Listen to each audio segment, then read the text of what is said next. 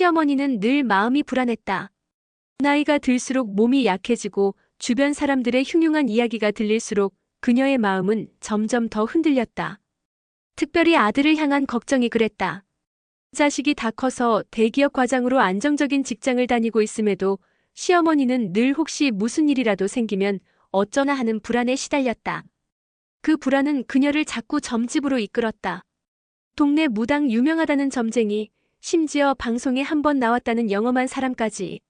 누구든 그녀의 불안을 조금이라도 덜어줄 수 있다면 주저하지 않고 찾아갔다. 귀가 얇다는 말을 자주 들었지만 시어머니에게는 그것이 단순한 성격 문제가 아니었다. 불안을 안고 사는 것보다 누군가 괜찮다고 말해주는 것이 더 절실했던 것이다.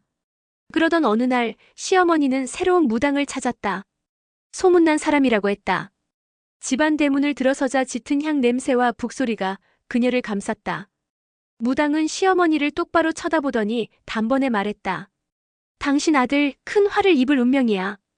이대로 두면 목숨을 잃을 수도 있다. 그 말에 시어머니의 얼굴은 순식간에 하얗게 질렸다. 아이고, 어떻게 하면 좋을까요? 살릴 수는 있는 거죠? 무당은 느릿하게 고개를 끄덕였다. 굿을 해야지. 큰 굿으로 막아야 한다. 비용은 3천만 원이야. 지금 당장 준비해. 시어머니는 숨이 막혔다. 3천만 원이라니. 그녀에게는 그런 돈이 없었다. 그렇다고 아들이 죽을 수도 있다는 말을 듣고 가만히 있을 수도 없었다. 제가 그 돈을 마련할 수 있을지. 무당은 매몰차게 잘라 말했다. 빚을 내서라도 해야 해. 돈보다 목숨이 더 귀하지 않은가. 늦으면 늦을수록 위험하다. 그 말에 시어머니는 결국 결심했다. 은행에서 대출을 받고 여기저기 손을 벌려 돈을 마련했다. 그렇게 무거운 돈다발이 무당의 손에 건네졌다. 며칠 뒤 구판이 열렸다. 북소리와 굉음, 요란한 춤사위 속에서 시어머니는 간절히 두 손을 모았다. 제발 우리 아들 무사히 살려만 주세요. 그녀의 눈에서는 끊임없이 눈물이 흘렀다. 굿이 끝난 후 무당은 만족스러운 표정으로 말했다. 이제 안심해도 된다. 큰 화는 넘어갔다. 그 말에 시어머니는 안도했지만 동시에 가슴 깊은 곳에서 알 수 없는 허전함이 스며들었다. 3천만 원이라는 돈이 머릿속에서 떠나지 않았다. 빚을 진 무게는 그녀의 어깨를 짓눌렀다. 한 달쯤 지났을 때 며느리가 우연히 이 사실을 알게 되었다. 남편 몰래 들은 대화 속에서 시어머니가 굿 비용 3천만 원을 언급한 것이다. 처음에는 귀를 의심했다. 그러나 사실을 확인했을 때 며느리는 충격과 분노에 휩싸였다. 어머님 정말이에요? 빚까지 내서 굿을 하셨다고요? 며느리의 목소리는 떨렸다. 시어머니는 미안한 눈빛으로 고개를 숙였다. 내가 잘못한 줄은 안다. 그런데 그때는 아들이 죽을 수도 있다는 말에 내가 어떻게 가만히 있을 수 있겠니? 어머님. 며느리는 한숨을 내쉬며 말을 이었다. 우리도 지금 생활이 얼마나 힘든데요. 남편은 빚 갚으려고 매일 야근해 저는 하루하루 빠듯하게 버티고 있어요. 그런데 어머님까지 이렇게 큰 돈을 쓰시면 우리 가정은 어떻게 합니까? 시어머니는 대답하지 못했다. 그녀의 불안과 죄책감이 뒤섞여 눈물만 흘러내렸다. 며느리는 더는 화를 낼 수도 없었다. 속은 상했지만 시어머니의 주름진 얼굴을 보니 분노는 어느새 연민으로 바뀌었다. 그날 밤 며느리는 혼자 깊은 생각에 잠겼다. 돈은 중요했다. 그러나 돈보다 더 무서운 건 불안과 두려움에 휘둘려 스스로 삶을 갉아먹는 모습이었다. 시어머니를 원망하기보다 이제는 함께 현실을 바로 보게 해야 한다는 생각이 들었다. 며칠 뒤 며느리는 조심스럽게 시어머니에게 말했다. 어머님, 이제 제발 점집은 그만 다니세요. 무당이 아니라도 우리가 어머님 곁에서 함께 할게요.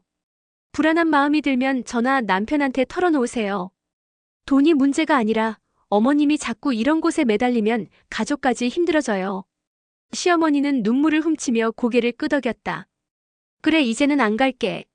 내가 너무 어리석었구나. 짧은 대화였지만 며느리는 그 속에서 작은 희망을 보았다. 빚은 여전히 남아있었고 현실은 여전히 힘겨웠다. 남편도 회사에서 언제 잘릴지 모르는 불안 속에 살고 있었다. 하지만 최소한 이제는 서로의 마음을 솔직히 나누고 함께 버틸 수 있는 울타리가 있었다. 창가 너머로 저녁 햇살이 집 안으로 번졌다. 따뜻한 빛 속에서 며느리는 조용히 다짐했다. 돈은 잃어도 괜찮아. 하지만 가족은 잃지 않을 거야. 우리는 끝내 함께 버틸 거야. 며느리는 도저히 참을 수 없었다. 시어머니가 3천만 원이라는 거금을 빚까지 내서 무당에게 갖다 바쳤다는 사실을 알았을 때부터 마음속 깊은 곳에서 울컥 치솟는 분노를 억누르기가 힘들었다. 가족이 힘겹게 버티고 있는 상황에서 허황된 말 몇 마디에 휘둘려 거금을 날렸다는 사실은 용납하기 어려웠다. 며느리는 단호히 결심했다. 직접 무당을 찾아가 따져야겠다고. 좁고 음습한 골목길 끝, 시어머니가 드나들던 그 무당집이 있었다. 문을 열자마자 코를 찌르는 향 냄새와 함께 붉은 조명 불빛이 비쳤다. 무당은 멀찍이 앉아 있었다. 이미 기다리고 있었다는 듯 비릿한 미소를 지었다. 무슨 일로 왔어? 우리 시어머니 돈 돌려주세요. 며느리는 단도직입적으로 말했다. 무당은 코웃음을 치며 손을 내저었다. 이미 굿도 다 했잖아. 제사가 끝났는데 무슨 환불을 바라. 신령님한테 올린 돈을 어떻게 다시 내놓으라 해. 말도 안 되는 소리 하지 마세요. 굿이라니요. 빚내서 마련한 돈이에요. 어머님은 불안한 마음을 이용당하신 거라고요. 돌려주세요. 무당은 비웃으며 목소리를 높였다. 내가 강제로 돈을 뺏었어. 내 시어머니가 스스로 가져온 거잖아. 억울하면 어디 신고해봐. 그 말에 며느리의 얼굴은 분노로 붉어졌다. 더 따져 묻고 싶었지만 이미 상대는 대화할 의지가 없었다. 결국 며느리는 허탈한 심정으로 집으로 돌아왔다. 그러나 포기하지 않았다. 이대로 묻어두면 같은 피해자가 또 생길 것이 뻔했다. 며느리는 그날 밤 뉴스를 담당하는 지역 방송국에 이메일을 보냈다.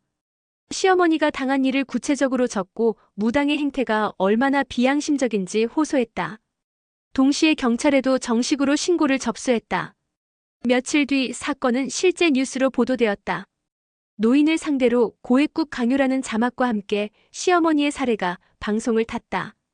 얼굴은 모자이크 처리되었지만 시어머니는 뉴스 화면을 보며 얼굴이 화끈 달아올랐다. 며느리에게 서운함과 고마움이 동시에 밀려왔다. 그 후 경찰 수사가 시작되었다. 놀랍게도 이 무당은 이미 사기 전과가 여러 번 있었다는 사실이 드러났다. 사람들의 불안을 파고들어 수천만 원씩 뜯어내고는 굿을 했다는 말 한마디로 끝내는 수법이었다. 며느리는 경찰 조사에서 차분히 모든 사실을 진술했다. 기자들도 집 앞까지 찾아왔다. 카메라를 든 기자가 무당에게 질문을 퍼부었다. 사람들을 속여 돈을 빼앗았다는 게 사실입니까? 3천만 원 굿 비용은 과하다고 생각하지 않으십니까? 그러나 무당은 끝까지 태연했다. 난 아무 잘못 없어. 다들 자발적으로 굿을 의뢰한 거야. 신령님 뜻을 전달했을 뿐인데 왜 나를 죄인 취급해? 그 태도에 며느리는 치를 떨었다. 피해자가 한둘이 아니라는 사실이 점점 드러나자 결국 사건은 재판으로 넘어갔다. 법정에서 검사는 피고인은 다수의 피해자에게 허위 위기를 조장해 거액을 갈취한 혐의가 있다며 강력한 처벌을 요구했다. 무당은 마지막까지 억울하다고 소리쳤지만 이미 증거와 피해자들의 진술이 산처럼 쌓여 있었다. 재판 과정에서 시어머니도 증언대에 섰다. 떨리는 목소리로 어떻게 불안에 휘둘려 거금을 빚까지 내어 굿을 하게 되었는지 설명했다. 그 순간 며느리는 시어머니의 손을 꼭 잡아주었다. 비록 어리석은 선택이었지만 피해자라는 사실에는 변함이 없었다. 몇 달 뒤 판결이 내려졌다. 무당은 징역형을 선고받았다. 법정에 앉아있던 며느리는 무거운 숨을 내쉬었다. 돈을 돌려받을 수 있을지는 여전히 불투명했지만 적어도 더 이상 같은 피해자가 생기지 않으리라는 사실이 위로가 되었다. 집으로 돌아온 그날 밤 시어머니는 며느리 앞에서 고개를 숙였다. 얘야, 내가 평생 부끄러운 짓만 한 것 같구나. 널 힘들게 해서 미안하다. 며느리는 고개를 저으며 웃었다. 어머님 이제 됐어요. 중요한 건 우리가 다시 함께 서 있다는 거예요. 앞으로는 저희한테 먼저 말씀해 주세요.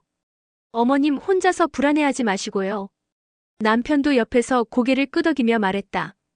우리 이제 다시 시작하자. 어려워도 가족이 있으니까 버틸 수 있어. 집안에 다시 평화가 찾아왔다. 빚과 상처는 남아있었지만 이번 사건을 통해 그들은 가족이라는 울타리가 얼마나 든든한지 다시 깨달았다. 창밖으로 저녁 노을이 퍼지고 있었다. 며느리는 조용히 생각했다. 돈은 잃었지만 최소한 진실과 정의는 지켜냈다. 그리고 무엇보다 우리는 여전히 함께다. 재판이 끝난 뒤에도 삶은 마법처럼 달라지지 않았다. 무당이 징역형을 받았다는 소식은 통쾌했지만 사라진 돈이 돌아오는 것은 아니었다. 시어머니는 여전히 은행 빚을 떠안고 있었고 며느리와 남편은 빠듯한 생활을 이어가야 했다. 그래도 한 가지 달라진 점은 있었다. 이제는 서로를 탓하기보다 함께 헤쳐나가자는 의지가 생겼다는 것이었다. 며느리는 어느 날 시어머니와 마주 앉아 말했다. 어머님, 앞으로 생활은 저희랑 같이 계획해요. 혼자 고민하시다가 잘못된 길로 가지 마시고요. 우리가 힘들어도 같이 지탱하면 돼요. 시어머니는 주름진 손을 만지작거리며 고개를 끄덕였다. 그래, 내 말이 맞다. 내가 너무 어리석었구나. 이제는 다신 그런 데 안 간다. 대신 집안일이든 손주 돌보는 일이든 뭐든 내가 도와줄게. 그 약속은 빈말이 아니었다. 시어머니는 새벽마다 일어나 아파트 단지를 청소하는 아르바이트를 시작했다. 비록 한 달에 버는 돈은 많지 않았지만 가족에게 조금이라도 도움이 되고 싶다는 마음이었다. 며느리는 그런 시어머니의 뒷모습을 보며 눈시울이 붉어졌다. 남편도 달라졌다. 더 이상 주식 차트를 들여다보며 한숨을 쉬지 않았다. 그는 주말마다 가족과 시간을 보내려고 노력했다. 아이와 공원에 나가 축구를 하고 며느리와 함께 장을 보러 가며 평범한 일상의 소중함을 되찾았다. 회사에서는 더 성실하게 일했고 상사에게 인정받아 중요한 프로젝트를 맡게 되기도 했다. 물론 불안은 여전히 존재했다. 대기업이라고 해도 구조조정의 칼바람은 언제든 불 수 있었고 비톡촉 전화가 완전히 끊긴 것도 아니었다. 하지만 세 사람은 이제 그 불안을 함께 견뎠다. 어느 날 며느리는 아이의 학원비를 정리하다가 잠시 멈추고 시어머니를 바라봤다. 시어머니는 손주에게 옛날 동화를 읽어주고 있었다. 목소리는 조금 떨렸지만 아이는 눈을 반짝이며 집중하고 있었다. 며느리는 그 모습을 보며 마음속으로 속삭였다. 이게 진짜 가족의 모습이구나. 돈이 많을 때는 몰랐던 것들, 지금에서야 알게 돼. 시간은 흘러 어느새 사건이 뉴스에서 잊혀졌다. 하지만 가족에게는 오래도록 남을 기억이었다. 시어머니는 가끔 자신 때문에 고생한 며느리에게 미안함을 전했다. 얘야, 내가 평생 갚지 못할 은혜를 너한테 졌다. 돈은 못 갚아도 마음만은 꼭 갚고 싶다. 그러면 며느리는 늘 고개를 저으며 말했다. 어머님, 그깟 돈이 뭐라고요? 우리가 같이 살아가는 게 더 중요하죠. 이제 집안의 저녁 식탁에는 예전처럼 무거운 침묵이 자리하지 않았다. 대신 함께 웃으며 나누는 이야기와 소소한 행복이 쌓여갔다. 빚은 여전히 남아있었지만 세 사람은 그 빚이 언젠가는 사라질 거라는 믿음을 가졌다. 무엇보다 서로를 향한 신뢰가 되살아났기에 더 이상 두려움에 흔들리지 않았다. 그리고 며느리는 언젠가 이 일을 책으로 쓰고 싶다고 생각했다. 사람들의 불안을 파고드는 거짓된 세상 속에서도 진실과 가족애가 어떻게 사람을 지켜내는지 알리고 싶었다. 그녀의 눈에는 결의가 비쳤다. 창밖에 어둠이 내리고 작은 아파트 거실에 불이 켜졌다. 세 사람은 함께 저녁을 먹으며 하루를 마무리했다. 힘든 나날은 끝나지 않았지만 적어도 이제 그들의 삶에는 분명한 빛이 있었다. 그것은 돈도 명예도 아닌 서로를 붙잡고 지탱하는 가족이라는 이름이었다.